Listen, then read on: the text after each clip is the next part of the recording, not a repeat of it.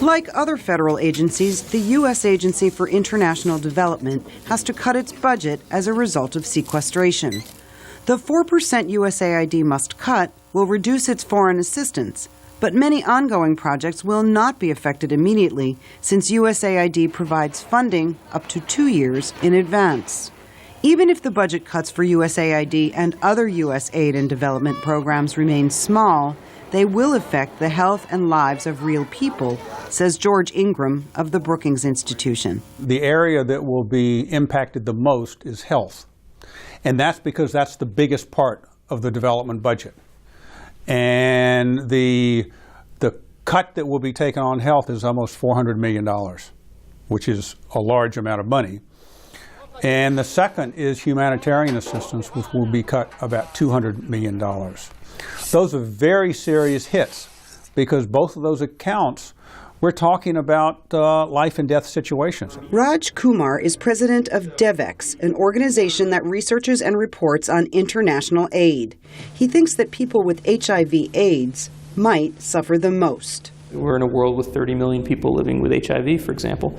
Many of them now around the world are dependent on U.S. foreign assistance.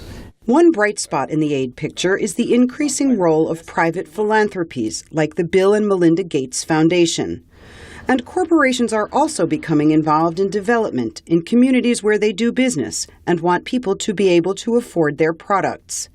Still, these efforts cannot close the entire gap in aid provided by the U.S. government, especially in the area of health and disaster assistance.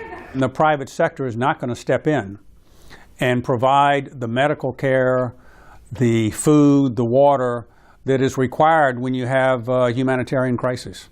While many Americans criticize foreign aid, the public actually supports many of its goals. The American people are very supportive of helping other countries and people with their health problems, with education, with microenterprise, with promoting democracy, with promoting economic growth. Americans don't like foreign aid, but they seem to support all of the elements of it. So people who are very strongly supportive of national security, traditionally more conservative candidates, Republican candidates, have come on board with foreign assistance because they see it as part of a broader national security, anti-terrorism strategy.